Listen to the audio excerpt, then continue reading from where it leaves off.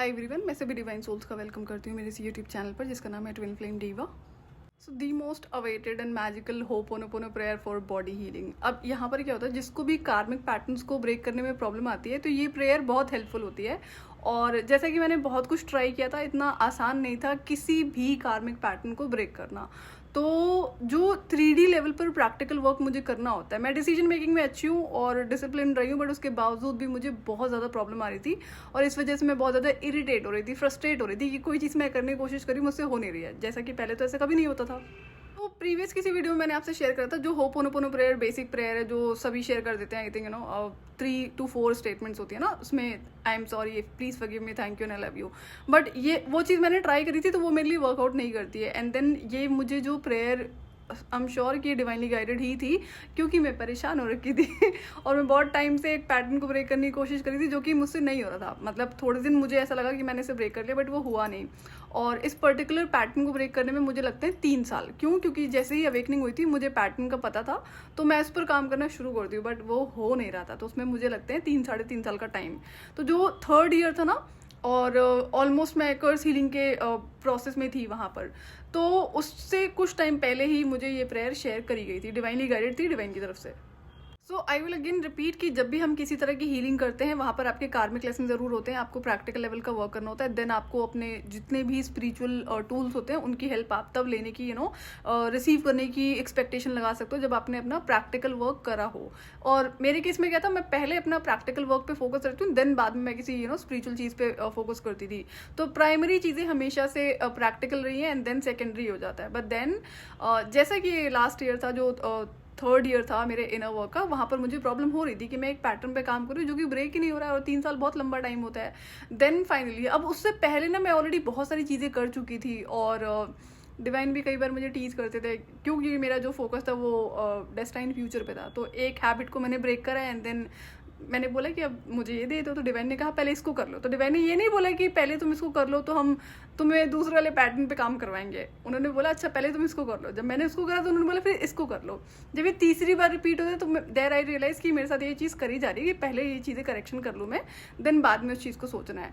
तो वहाँ पे समझ में आता है कि हीलिंग तो प्रॉपर करनी होती है, थोड़ी बहुत चीज़ें छोड़ने का कोई ऑप्शन नहीं होता जब भी आप शैडो वर्क कर रहे हो। तो मेरे पास ना जैसे कि बहुत सारे जर्नल होते थे, आज भी वो रखे हुए हैं। जितना भी मैंने इनर वर्क करा था, मुझे बहुत सारे प्रेयर्स एंड रिचुअल्स करने पड़ते हैं। जो रेमेडीज तो एक अलग बात हो गई, लेकिन प्रेयर्स में काफ़ी सारी चीज़ें मुझे करनी पड़ी, चाहे रिलीजिंग में है और आपका जो DNA हीलिंग है इसमें काफ़ी कुछ करना पड़ता है। एंड देन एंसेस्ट्रल कर्स में तो और एक्स्ट्रा चीज़ें मुझे करनी पड़ी हैं। तो एक पर्टिकुलर जर्नल है जिसमें मैंने सारी चीज़ें लिख के रखी हुई हैं, तो मैं इसको ढूंढ रही थी और मेरे पास बहुत सारी नोटबुक्स एंड बहुत ज़्यादा चीज़ें होती है जिस पर लिखने का काम होता है। तो कुछ टाइम से मुझे मिल नहीं रही थी एंड आई वाज लाइक मिल नहीं रही है, कुछ और खेल चल रहा है। So finally I found it today. तो पहले इस प्रेयर को देखते हैं कि ये जो प्रेयर है, dear body please forgive me my family, relatives and ancestors for what we have done wrong from the beginning of our creation to the present day. I do not know how I ended. I know that I am 100% responsible for whatever we did and I want to make a correction. I apologize to you. I am begging. Forgive me please. I love you and I thank you for everything. I love you. I love you. I love you. अब इस prayer को करने के लिए आपको कुछ चीज़ों को, पर्टिकुलर चीज़ें उनको फॉलो करना पड़ेगा। तो आप करोगे क्या, इसको अगेन एक किसी डायरी, नोटबुक, जर्नल जो भी आप कहते हो उसमें आप लिख के रख लेना। प्रॉपर प्रेयर को लिखना है एंड देन आप इसको करोगे कैसे, नीचे ज़मीन में ही बैठना है। चाहे अगर आपको कुछ आप यूज़ करते हो जो आसन वगैरह होता है तो दैट इज़ एब्सोल्युटली फाइन, एकदम ज़मीन में भी नहीं बैठना है। तो वो आपने बिछाया एंड देन ये जो नोटबुक है उसको आप अपनी लैप में रखोगे। आपकी जो दोनों हाथ होते हैं, वो पाम्स होते हैं, वो ओपन होने चाहिए, सरफेसिंग लाइक ऊपर की साइड में, और जो आपकी फिंगर्स होती है वो जुड़ी हुई होनी चाहिए। आई थिंक इस पर मैंने एक पहले जब प्रेयर आपसे शेयर करी थी उसमें पिक्चर शेयर करी हुई है कि किस तरह से किस पोजीशन में आप बैठोगे।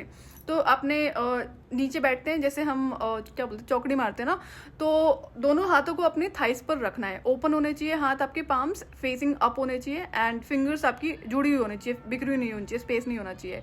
एंड देन अब लैप में रखिए तो आप इसको ईजिली पढ़ सकते हो, ये जो प्रेयर है। उसके बाद इस प्रेयर को आप 21 टाइम्स पढ़ेंगे फॉर 21 डेज। अब टाइमिंग तो मुझे याद नहीं है, बट वैसे भी बहुत ज़्यादा टाइम नहीं लगता, may be half an hour लग जाएगा अगर 21 टाइम्स आपको पढ़नी भी है प्रेयर। तो आई एम श्योर कि आपको समझ में आ गया होगा। जो नोटबुक में आप इसको लिखोगे इस प्रेयर को, और नोटबुक को अपनी लैप में रखना है। चाहे आप मुझे मैस्कुलिन सुन रहे हैं, फेमिनिन सुन रहे हैं, दोनों को यही सेम प्रोसीजर ही फॉलो करना है। सो 21 डेज़ के लिए आप इसको प्रैक्टिस करोगे। जब आप शुरू करते हो तो 21 डेज़ के अंदर गैप नहीं होना चाहिए। आज आपने शुरू करा है तो नेक्स्ट 21 डेज़ पर जाकर ही इसको आप कंप्लीट करेंगे। इसको आपको पर्टिकुलर एक ही टाइम पर करना है and I suggest do it between 5 to 7 PM का जो टाइमिंग होता है इवनिंग में।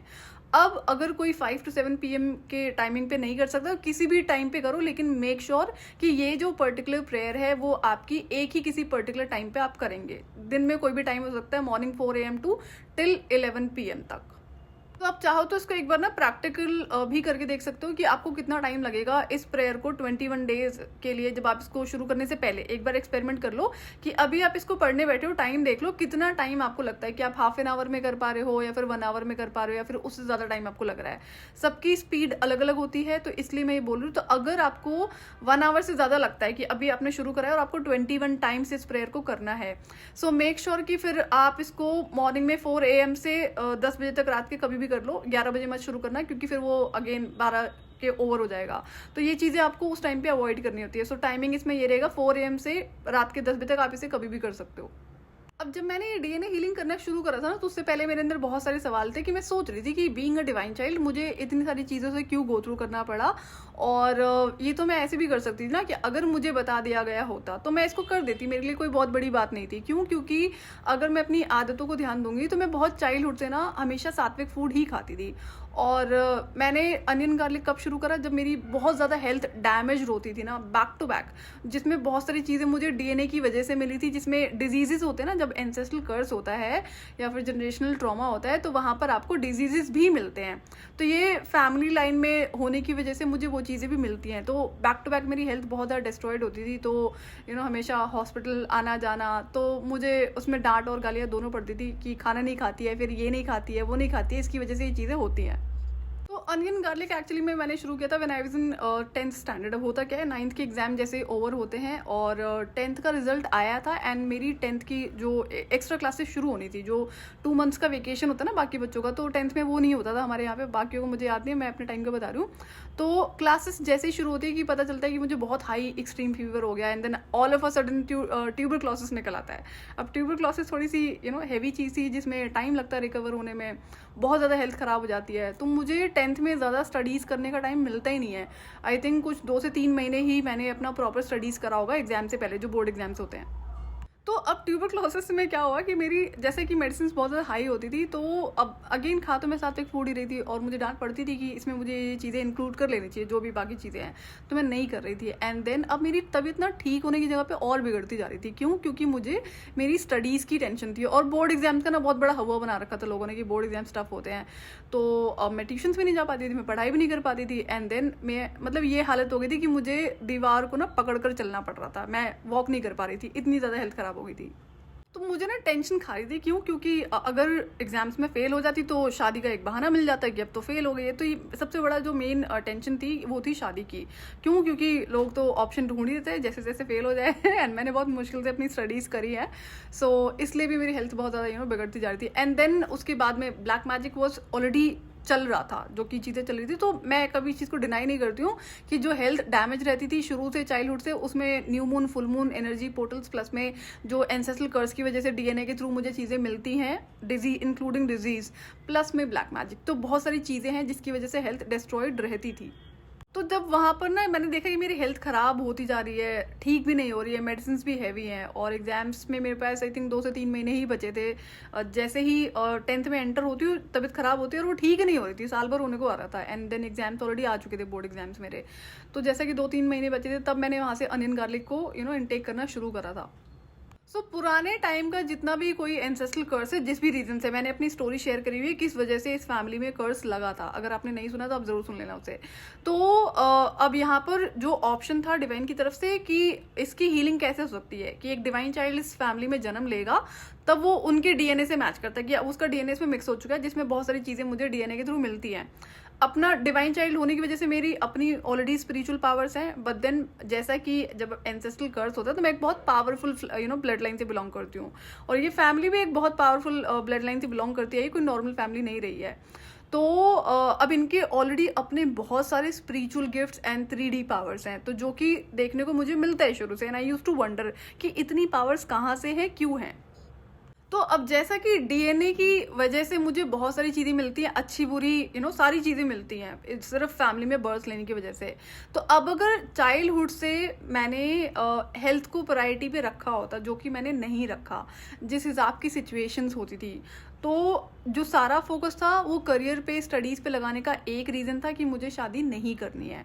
शादी इससे कभी कोई प्रॉब्लम नहीं थी, शादी बहुत प्यारा रिश्ता है, मैं मतलब झुकती हूँ इसके आगे। लेकिन ये था कि जो 3D मैट्रिक्स है वो बहुत क्लियरली विजिबल था कि ये चीज़ें मैं अपनी लाइफ में कभी अलाउ नहीं करूँगी। क्यों? क्योंकि मेरे लिए शादी की बहुत वैल्यू है। तो अब क्या होता है कि इसलिए मैंने फोकस सारा करियर पे रखा कि नहीं, मैं पहले करियर पे फोकस कर लेती हूँ, इन चीज़ों को बाद में देखेंगे। अब अगर मैं चाइल्डहुड को ऑब्जर्व करूँ तो मैं बहुत फास्टिंग करती थी, मतलब बिना पानी की एक बूंद के भी मैं नवरात्रे फास्टिंग कर लेती थी, बहुत यंग एज से, मतलब स्कूल डेज में जब मैं थी। और एक और बहाना हो जाता था लोगों को बोलने के लिए कि इतने फास्टिंग करती है पहले इसकी तबीयत खराब रहती है, जो कि ऑलमोस्ट हर मंथ का होता था। तो अगर कुछ नहीं मिलेगा ना तो वो पूजा पाठ पे डाल दिया जाता था कि बहुत फास्टिंग करती है, इसकी वजह से इसकी तबीयत खराब होती है। कुछ ना कुछ ऑप्शन ज़रूर होता था। और एक चीज़ मैं और रियलाइज़ करती हूँ, एंसेस्ट्रल कर्स होने की वजह से मुझे ना जो स्पिरिचुअल प्रैक्टिसेस होती है ना, उनसे दूर रखा जाता था। अब ऐसे तो मैं कोई स्पिरिचुअल प्रैक्टिस नहीं करती थी, लेकिन जैसे अगर हम बोलेंगे कि मुझे हनुमान चालीसा पढ़ना है, तो उसके लिए कोई ना कोई बहाना मार के रोक दिया जाता है कि तुम इसको मत करो। तो जब आप स्पिरिचुअल प्रैक्टिसेस नहीं करते तो जो एंटिटीज होती है वो उनके लिए इजी हो जाता है आपकी हेल्थ को टारगेट करना, और उनका सीधा सा टारगेट होता है जैसे तैसे करके लाइफ को एंड कर दिया जाए। अब ये क्या होता है, ये कार्मिक साइकिल होता है लाइफ, जो डेथ एंड रीबर्थ है। होता क्या है, अब अगर ऐसा हो जाता, मैं एग्जांपल ले रही हूँ कि अगर एक डिवाइन चाइल्ड एक फैमिली में बर्थ लेता है कर्स हीलिंग के लिए या फिर जनरेशनल ट्रॉमा को हील करने के लिए, और उसकी लाइफ एंड हो जाती है, तो अब होगा क्या, वही सेम डिवाइन चाइल्ड बार बार आएगा। एक डिवाइन चाइल्ड के भी अपने लेसन्स होते हैं, अपनी जो सोल की पावर आपकी इंक्रीज होती है, वो डिपेंड करता है कि आपने अपनी लाइफ को कैसे जिया हुआ है। तो एंटिटीज जो कि ट्रिकी वे में हेल्थ को अफेक्ट करती थी, जो बहुत एक्सट्रीम लेवल पर मैंने इसे फेस करा है, एंड देन एंटिटीज के अटैक हो ही रहे थे, जिसकी वजह से मैंने रात को सोना ही छोड़ दिया, बिकॉज ये रोज ही होता था। तो मैं अपने डिसीजन लेती हूँ कैसे क्या करा जाए, एंड आई वाज लाइक कि क्या ये चीज़ें रियल हैं। चाइल्डहुड से एक्सट्रीम लेवल पर मैं इसे फेस करी थी, बट देन स्टिल सवाल होता था कि ये क्यों है, क्या है, कैसे है, और मेरे साथ ही क्यों हो रहा है, मैंने तो किसी का कुछ नहीं बिगाड़ा तो अब जो आसपास की सराउंडिंग में लोग होते थे, उनका यही कहना था कि ये चीज़ें भ्रम होती हैं, ऐसा कुछ होता नहीं है। मैंने कहा ओके, सुना मैंने, बट देन वहाँ पर जब एक लेडी थी जो ब्लैक मैजिक में बहुत ज़्यादा इन्वॉल्व रहती थी, तो उससे मैंने जब ये डिस्कशन करा कि ऐसा ऐसा हो रहा है, तो उसने बोला ये तो भ्रम होता है, ऐसी कोई चीज़ें होती नहीं है। तो मैं वहाँ पे सवाल रेज करती हूँ, मैंने कहा दुनिया का तो मुझे समझ में आता है कि दुनिया बोले कि ये चीज़ें नहीं होती हैं, लेकिन आप तो वही इन चीज़ों में इन्वॉल्व हो एक्सट्रीम लेवल पे। उसे मैंने डायरेक्टली नहीं बोला, बट मेरे लिए सवाल था कि मैंने एक इंसान जो खुद इन चीज़ों में इन्वॉल्व है, अब उसने मुझे खुद नहीं बताया था, मुझे ये चीज़ें पता रहती हैं। तो ये सिचुएशन और सर्कमस्टेंसेस की वजह से, प्लस में मेरा इस बात पर बिलीव नहीं करना, जहाँ पर मैं डायरेक्ट कम्युनिकेशन में रही डिवाइन से बहुत लंबे टाइम से, क्लियरली बता दिया गया कि मैं डिवाइन चाइल्ड हूँ, मैं इस चीज़ को मानने के लिए रेडी नहीं थी। तो कॉन्वर्सेशंस मैंने आप लोगों से शेयर करी हुई है, तो इस वजह से क्या होता है, इतना लंबा टाइम निकल आता है। तो मैं यही सोच रही थी कि अगर मैंने डिवाइन की बात पे पहले बिलीव कर लिया होता, तो ये जो एंसेस्ट्रल कर्स था मेरे लिए कोई बहुत बड़ी बात नहीं थी। जो प्रैक्टिसेस मैंने आज करी वो मैंने तब कर ली होती। लेकिन यहाँ पर एक चीज़ और फिर जो प्ले करती है कि जो कार्मिक ट्विन फ्लेम है। अब कार्मिक ट्विन फ्लेम, जैसे मैंने पैप से पहले प्रीवियस वीडियोस में कहा था कि यहाँ पर आप सिर्फ अपनी वजह से नहीं हो, आपकी लाइफ में सिर्फ जो भी चीज़ें अपनी वजह से नहीं है, आपका डिवाइन मिशन होता है, और प्लैनेट पे बहुत सारी चीज़ें ऐसी चल रही हैं जिसकी वजह से आपको कार्मिक ट्विन फ्लेम दिया जाता है। सो ये मैं फिर कभी डिटेल में शेयर करूंगी, बट देन जैसा कि मैं कार्मिक ट्विन फ्लेम से बाद में मिलती हूँ, उससे पहले चाइल्डहुड से, जब से मैं धरती पे आई, तब से जो हायर सेल्फ है वो शुरू से रहती है साथ में। तो बहुत सारी चीज़ें थी, तो इतना आसान तो नहीं था, और मुझे था कि मुझे मेरे सारे आंसर्स चाहिए होते। तो सिचुएशन, सर्कमस्टांसेस और मेरे अपने जवाब, इन सारे रीजंस की वजह से क्या होता है कि जो मैं 30s में आकर ही मैंने इस हीलिंग को करा, इस एंसेस्ट्रल कर्स को हील करा है, और जो भी बाकी हीलिंग करनी थी। तो 30 ईयर का टाइम भी तो ऑलमोस्ट एक इंसान की आधी ज़िंदगी होती है। तो वो डीएनए में अगेन बहुत स्ट्रॉन्ग लेवल पर चीज़ें फिर फीड हो जाती हैं। तो ऑलरेडी बहुत पुरानी ब्लड लाइन है, जो कि पावरफुल ब्लड लाइन है, इतना आसान नहीं था। और जब एंसेस्ट्रल कर्स हीलिंग की बारी आती, तब तो समझ लो पूरा स्पिरिट्स का तांडव ही होता था। तो मुझे था कि नहीं, करना तो है, बिकॉज ये मेरी रिस्पॉन्सिबिलिटी है। वो मैं बाद में शेयर करूंगी, बट ये जो स्टेप्स मैं आपसे बता रही हूँ, ये आपको सारे करने पड़ेंगे। तो जो भी हुआ वो बहुत परफेक्ट टाइम पे हुआ है। क्यों? क्योंकि अगर हम देखेंगे, मैं अपनी लाइफ में देखूंगी तो मेरे डिवाइन मैस्कुलिन मुझसे 2 साल छोटे हैं, एंड उनकी लाइफ में भी पर्टिकुलर इवेंट्स प्लान होने थे, तो बहुत जो भी चीज़ें हुई है बहुत परफेक्ट टाइम पे हुई हैं, तो इसलिए मैं टाइम के लिए रिग्रेट नहीं करती हूँ। और ये तो जब भी पता चला है, तो 3 साल का टाइम भी बहुत कम टाइम ही होता है। अगर मैं देखूँ कि एंसेस्ट्रल कर्स इतना आसान नहीं था हील करना, बट देन ये था कि पता है और मैं आगे बढ़ रही थी। तो स्टेप बाय स्टेप चीज़ें मैंने आप लोगों से शेयर कर दी हैं। आपको पता होगा कि आप किस तरह की ब्लड लाइन में आए हो, किस तरह के पैटर्न्स एग्जिस्ट करते हैं। तो अब अगर चाइल्डहुड से मैंने अपनी फिजिकल बॉडी का ध्यान दिया होता, और अगर मैं इस एक्सेप्टेंस में होती कि जितने एंटिटीज के अटैक हो रहे थे ये सब रियल हैं, तो क्या मैं स्पिरिचुअल प्रोटेक्शन के लिए चीज़ें नहीं करती? बिल्कुल करती। ये बात मैंने इन लोगों को तब भी बोली थी कि मैंने कहा जिस दिन मैं इस एक्सेप्टेंस में आऊँगी ना कि ये सारी चीज़ें रियल है, कंट्रोल तो इस पर उसी दिन लगेगा। तो मुझे मेरी कॉन्वर्सेशन याद थी। क्यों? क्योंकि ये रोज रोज होता था और बहुत एक्सट्रीम लेवल पर इसे मैंने फेस करा हुआ है। तो अब अगर आप इस प्रेयर को देखोगे, सबसे पहले तो आप रिस्पॉन्सिबल होते हो अपनी इस फिजिकल बॉडी, एनर्जी बॉडी के किसी भी तरह के नुकसान के लिए। जब आप किसी गलत, टॉक्सिक, नार्सिसिस्टिक, इविल इंसान से इंटरेक्शन करना शुरू कर देते हो, तो ये रिस्पॉन्सिबिलिटी तो आपकी है, आपने नहीं निभाई है। मैं अगर बात करूं कि मैं हाईली इंट्यूटिव हूँ, मुझे हर इंसान का पता होता है। तो जो 10 साल की जर्नी थी, अगर आपने सुनी होगी मेरी स्टोरी, तो वहां पर मैंने आपसे क्लियरली शेयर करा हुआ है कि उस जर्नी में मुझे सारे deep, dark, evil, energy vampires and narcissistic लोग ही असाइन करे गए थे। तो ये तो बाय चॉइस गई थी ना मैं इस जर्नी में, तो ये तो गलत चीज़ होती है। तो ये रिस्पॉन्सिबिलिटी लेनी होती है। तो आप अपनी फिजिकल बॉडी, एनर्जी बॉडी और इस लाइफ के लिए रिस्पॉन्सिबल होते हो। तो अब जब आप इस प्रेयर को करना शुरू करोगे, जैसे मैंने बताया है, तो कई लेवल पर आपकी अपनी हीलिंग हो रही होती है। और जब आप फिजिकल बॉडी, एनर्जी बॉडी की हीलिंग कर रहे हो, तो डीएनए हीलिंग आपकी हो रही होती है। इसमें जो आपके फैमिली, रिलेटिव्स एंड एंसेस्टर्स का लिखा हुआ है ना, ये पर्टिकुलर डीएनए हीलिंग के लिए ही है। तो जब आप कहते हो कि dear body please forgive me my family, relatives and ancestors for what we have done wrong from the beginning of our creation to the present day. So जब से इस ब्लड लाइन की क्रिएशन हुई थी, जो भी चीजें अब तक गलत हुई हैं, एज आई सेड कि एंसेस्ट्रल हीलिंग हो, जनरेशनल ट्रॉमा हीलिंग हो, सारी हीलिंग आपको सिर्फ अपने अंदर ही करनी होती है, अपनी लाइफ में ही चेंजेस लाने होते हैं, किसी दूसरे इंसान में कोई चेंजेस नहीं करने होते हैं। एक कॉन्वर्सेशन मैंने आप लोगों से और भी शेयर करी है। जब इनिशियल डेज में डिवाइन ने मुझे बोला कि इंसान ऐसे ही होते हैं, तो मैंने भी जिद्दी होकर बोला था कि अगर इंसान ऐसे होते हैं तो मैं खुद को अश्योरेंस देती हूँ कि मेरी लाइफ में कभी भी पर्सनल लाइफ का पार्ट नहीं होंगे इंसान, अगर इंसान ऐसे ही होते हैं, सेल्फिश, मैनिपुलेटिव, ईगोइस्टिक, नार्सिसिस्टिक्स। तो इस तरह के लोग कभी मेरी लाइफ में अलाउ नहीं करूंगी मैं। मुझे अकेले रहने में कोई दिक्कत नहीं है, मैं खुश रहती हूँ। तो मुझे ये चीज़ याद थी। अब यहाँ पर इस प्रेयर ये किसके लिए काम करेगी? जो इंसान अपनी लाइफ की रिस्पॉन्सिबिलिटी लेता है। उस 10 साल की जर्नी में जितने भी लोग मुझे असाइन हुए थे, सारे गलत ही थे, तो उनको मैं रिलीज करती हूँ, अपनी लाइफ से निकालती हूँ। प्लस में लाइफ से निकालना मतलब सारा कम्युनिकेशन को एंड करना, एंड देन उसके बाद में उनकी एनर्जीज को रिलीज करना, अपनी एनर्जीज को वापस बुलाना, उनको एनर्जेटिकली ब्लॉक करना, ये सारा प्रोसेस मुझे करना पड़ता है। देन वहां से क्लियर था ना कि मेरी लाइफ में अब किसी भी तरह के गलत इंसान का एक्सेस कभी नहीं होगा। 10 साल की जर्नी एक पर्टिकुलर जर्नी थी, अदरवाइज उससे पहले भी मैं कभी किसी से बात नहीं करती थी। I was always happy alone, कि मुझे किसी से बात नहीं करनी, मैं खुद में खुश रहती हूँ। और ये है कि अगर कभी इंसान अलाउड भी होंगे, चाहे कोई भी है, वो अच्छा इंसान ही होगा जहाँ पे सेल्फिशनेस नहीं है, जहां पर ईगो नहीं है, मैनिपुलेशन नहीं है, ट्रिकरी नहीं है, जो चीज देखने को नहीं मिलती है। तो जब कार्मिक ट्विन फ्लेम की हायर सेल्फ से डिटैचमेंट हो जाता है, तब भी ये प्लान था कि मुझे कोई नहीं चलेगा मेरी लाइफ में, and I was not aware about my soul tribe. लेकिन जैसे ही डिवाइन मैस्कुलिन दिखाए जाते हैं, वो मेरा एग्जैक्ट वर्जन है, कोई भी चीज़ की चेंजेस नहीं है सिवाय मैस्कुलिन बॉडी और फेमिनिन बॉडी के। तो I was shocked and surprised. So क्या है कि डिवाइन मैस्कुलिन तो चलो ठीक है, मेरे एकदम मेरा वर्जन है, लेकिन सोल ट्राइब है जो हमारे लेवल की होती है। अब जैसे कि जब सोल ट्राइब से मिलना होता है, तब तक आप इतने चेंज हो चुके होते हो, आप अपने पास्ट सेल्फ को एकदम रिमूव कर चुके होते हो। तो सोल ट्राइब अच्छी होती है, लेकिन सोल ट्राइब आपकी लाइफ में तभी एंटर होती है जब आप अपना फुली असेंड हो चुके होते हो। वहां पर स्टिल आपकी लाइफ में बाउंड्रीज होती हैं, लेसन्स आपने लर्न करे होते हैं।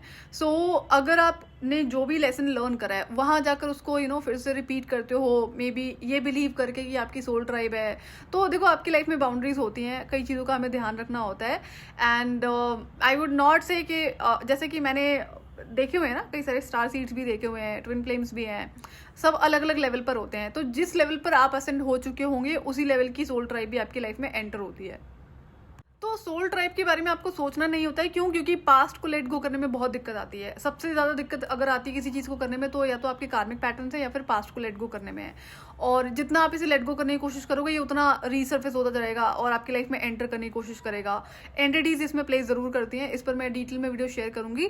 लेकिन जब आप सोल ट्राइब से मिलते हो ना, तो आप कंप्लीटली चेंज हो चुके होते हो। अब जैसे कई लोगों को आदत होती है, अब क्या होता है, जब भी आप हीलिंग कर रहे हो तो जितने भी तरीके के आपके पेन होते हैं, ट्रॉमास होते हैं, वो सारे हील हो चुके होते हैं। तो जब सारी चीज़ें हील हो जाती है ना, तो फ्यूचर में अगर कोई आपसे मिलता है, अपने पास्ट के बारे में बताओ या कैसी जिंदगी रही है, you will not want to talk about all those things, क्योंकि आपको पता होता है अब किसी भी तरह का पेन नहीं है आपके अंदर पास्ट के किसी भी इंसिडेंट की वजह से या किसी और इंसान की वजह से।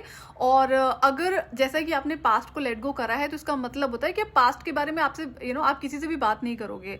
Divine masculine divine feminine counter part की बात अलग होती है कि एक बार आई एम श्योर कि वो डिस्कशन जरूर होता है इन केस आप रिलेशनशिप में एंटर कर रहे हो या फिर मैरिज में जा रहे हो, जो कि चीजें वहां पर करनी पड़ सकती है। I would not deny that, but then आप ये सोचो कि जिस तरह से अभी तक आप जिंदगी जीते आए हो कि पास्ट के बारे में किसी से बात करना, जैसा कि जनरली मैंने लोगों में आदत देखी हुई है कि उन्हें कोई चाहिए कि किसी से वो अपने मन की बात कह सके, अपने पेन को शेयर कर सके। ऐसा केस मेरे साथ में कभी भी नहीं रहा है। पास्ट को लेट गो करने के लिए बहुत सारी चीजें करनी पड़ती है। इस पर मैं अभी बैक टू बैक जब वीडियोस मुझे शेयर करने पड़ेंगे, जैसे मैंने मैनिफेस्टेशन पर करे थे, उसी तरह से उसमें भी मैं शेयर कर दूंगी। पार्ट ऑफ आपका इनर वर्क है। मैं ये बताने की कोशिश कर रही हूँ कि जब सोल ट्राइब एंटर होती है, तब तक आप कंप्लीटली चेंज हो चुके होते हो। पास्ट से आपको कोई फर्क नहीं पड़ता है, बट ये आपकी रिस्पॉन्सिबिलिटी होती है कि पास्ट के लोग अब आपकी लाइफ में कभी फ्यूचर में एंटर नहीं करेंगे। क्यों? क्योंकि ऐसे बहुत सारे लोग होंगे, जब आप अपनी लाइफ में आगे बढ़ने की कोशिश करोगे ना, तो वो बार बार अलग अलग ट्रिक्स को यूज करके, ड्रामे करके आपकी लाइफ में बने रहने की कोशिश करेंगे। तो ये चीजें आपको परमानेंटली खत्म करनी होती हैं। तो डीएनए हीलिंग जब आप कर रहे हो, तो आपको पांचों एरियाज में आपको हीलिंग करनी पड़ती है, आपका mental, emotional, physical, financial and spiritual. So जब हम फिजिकल बॉडी का टेक केयर कर रहे हैं कि हम अपनी फूड हैबिट्स को चेंज करें, कि हेल्दी फूड खा रहे हैं, सात्विक फूड खा रहे हैं, और जो चीज़ें आपको ध्यान रखनी पड़ती है कि आप जंक नहीं खा रहे हो। इसी तरह से आप किसी एनर्जी ड्रेनिंग जिन चीज़ों से होती है उनसे दूर रख रहे हो खुद को। आप अपनी फिजिकल हेल्थ, मेंटल हेल्थ का ध्यान रख रहे हो। गलत इंसान को अपनी लाइफ का, अपनी एनर्जी बॉडी का एक्सेस नहीं देते हो, किसी भी रीजन की वजह से नहीं देते हो। तो जब आप इन रिस्पॉन्सिबिलिटीज को लेना शुरू करते हो, तब जाकर ये डीएनए हीलिंग आपकी शुरू होगी। अगर आप में से किसी को लगता है कि नहीं, हम ये प्रेयर भी कर लेते हैं और टॉक्सिक इंसान के साथ में कम्युनिकेशन में भी रहते हैं, तो आपको फिर वो अधूरे रिजल्ट्स ही मिलेंगे। तो एक सिचुएशन इसमें हो सकती है कि आपको पता है कि जो टॉक्सिक लोग हैं, जो एनर्जी वेम्पायर्स हैं, उनको आप अपनी लाइफ में ज़रूर निकाल दोगे। हो सकता है आज नहीं तो कल उनकी लिस्ट आपके पास में तैयार है कि कौन कौन से लोग हैं जो आपकी लाइफ में आगे आपके साथ में नहीं जाएंगे। तो ये हो सकता है कि हाँ, अभी आप इस प्रेयर को कर सकते हो। मीनवेल आपको पता है कि अपनी एनर्जी शेयरिंग मिनिमम रखना है उस इंसान के साथ में, किसी भी तरह की इन्फॉर्मेशन उससे शेयर नहीं करनी है। और आपको पता है कि ये इंसान आपकी लाइफ में अब रह नहीं सकता है, रह नहीं सकती है। कोई भी इंसान हो सकता है जहां पर आपको पता है कि ये टॉक्सिक है, आपकी mental, emotional, physical, financial health के लिए अच्छा नहीं है। तो ये चीज़ें आपको पता होनी चाहिए। उस केस में आप ज़रूर इस हीलिंग को कर सकते हो। जब आप इस प्रेयर को फॉलो करोगे फॉर 21 डेज डेली 21 टाइम्स, तो जो कार्मिक पैटर्न्स आपको ब्रेक करने में प्रॉब्लम आ रही होती है ना, उसमें आपको काफ़ी रिलीफ मिलता है। ये पर्सनल एक्सपीरियंस है। तो इसमें क्या होता है कि जो प्रैक्टिकल वर्क आपको करना है, जिसमें अभी तक ब्रेक लग रहे थे, तो वहां से ये आपको हेल्प करना शुरू कर देता है। But then I remind you कि अगर आपने इस रिस्पॉन्सिबिलिटी को नहीं लिया है कि आप अपनी आदतों को सुधार नहीं रहे हो, गलत इंसान से अभी भी आप कम्युनिकेट कर रहे हो जहां पर आपको पता है, हो सकता है कि आप अकेले फील कर रहे हो, तो ये गलत चीजें होती हैं जिनमें सुधार आपको करने पड़ते हैं। तो ये अगर आप इन चीज़ों को ध्यान में रखते हुए हीलिंग करोगे कि हाँ, हर तरह का टॉक्सिक इंसान आपकी लाइफ से निकाला जाएगा और अपनी आदतों को आप सुधार रहे हो, स्ट्रॉन्ग बाउंड्रीज को आप सेट कर रहे हो। अगर आपको अकेला फील होता है तो आप खुद को किसी ना किसी तरह की एक्टिविटी में इन्वॉल्व करो, जहां पर अब आपको हो सकता है कि किसी दूसरे इंसान से इंटरेक्शन ना करना पड़े थोड़े टाइम के लिए। किसी कोई भी चीज़ नया सीख सकते हो, आप ऑनलाइन सीख सकते हो। वहाँ पर आप किसी से भी पर्सनली, इमोशनली कनेक्ट नहीं करोगे। आपको अपने काम से काम रखना है। आप अपनी एनर्जी हीलिंग कर रहे हो, अपनी लाइफ में हीलिंग कर रहे हो, और ये आसान नहीं होता। तो इसलिए इस तरह की चीज़ें आपको प्रैक्टिस करनी पड़ती हैं, बाउंड्रीज लगानी पड़ती हैं कि फॉर द टाइम बिंग आप इन चीज़ों से दूर रहोगे। सो डिवाइन चाइल्ड होने की एक्सेप्टेंस में ना होना, एंड देन अपनी शक्तियों को पूरी तरह से एक्सेप्ट ना कर पाना। तो जब मैं एक्सेप्टेंस में आती हूँ तो मेरी और भी सारी पावर्स थी जो मुझे देखने को मिलती है, जो मुझे एक्टिवेट करने के लिए कही जाती हैं। तो जो भी हुआ अच्छी टाइमिंग पर हुआ। तो ये जो पर्टिकुलर प्रेयर है, ये आपके डीएनए हीलिंग के लिए है। आप कितनी भी पुरानी ब्लड लाइन में आए हो, जितनी चीज़ें मैंने अभी तक आपको बताई हैं प्रीवियस एंसेस्ट्रल हीलिंग में, वो सारी आपको करनी पड़ेंगी। और ये पर्टिकुलर प्रेयर है जो कि मैजिकल प्रेयर है आपके डीएनए हीलिंग के लिए। तो जिसको ईटिंग हैबिट्स में बहुत ज़्यादा इश्यूज आते हैं ना, चाहे अगर आप किसी भी तरह के प्रॉब्लम को फेस कर रहे हो ईटिंग हैबिट्स को चेंज करने में, तो इस प्रेयर को जब आप कंप्लीट करोगे 21 डेज, तब आपको काफ़ी रिलीफ होना शुरू हो जाएगा। बट ये तभी होता है जब आप अपनी रिस्पॉन्सिबिलिटी ले रहे हो। मेरे साथ तो क्या था, मैं अपनी रिस्पॉन्सिबिलिटी ले रही थी कि हाँ ठीक है मैं नहीं करूँगी, अगर जैसे भी वे क्रेविंग्स वगैरह क्रिएट कर रहे थे, बट मैं ऑलरेडी अच्छी थी जो हैबिट्स होती हैं, या फिर किसी और हैबिट को चेंज करना है। बट एंसेस्ट्रल कर्स होने की वजह से, चोजन वन होने की वजह से, जो ऑलरेडी एंटिटीज टारगेट कर रही थी, तो जब हम इस हीलिंग को करते हैं, इस प्रेयर को करते हैं, तो हमें और ज़्यादा डिवाइन सपोर्ट हो जाता है। इसलिए जाकर हमारे लिए थोड़ा सा ईजी हो जाता है कार्मिक पैटर्न्स को ब्रेक करना इस पर्टिकुलर प्रेयर के बाद में। उसमें भी आपका स्टबन रहना है कि अब रुकना नहीं है, कितने भी एंटिटीज के अटैक क्यों ना हो, कितनी भी क्रेविंग्स क्यों ना हो, आप अपनी पूरी रिस्पॉन्सिबिलिटी लेते हो। जितनी भी प्रेयर्स बताई जा रही है वो सारी आप करोगे, तब जाकर कहीं आप इसे कर पाओगे। और इनर वर्क चैलेंजिंग होता है, ये मैंने आपको बार बार बोला है। प्रेयर को आप 21 डेज तक कर लो, एंड देन बीच बीच में चाहे 3, 4, 6 महीने के गैप पे आप इसको कभी भी रिपीट कर सकते हो, उसमें कोई दिक्कत नहीं है। फिर अगेन 21 डेज के लिए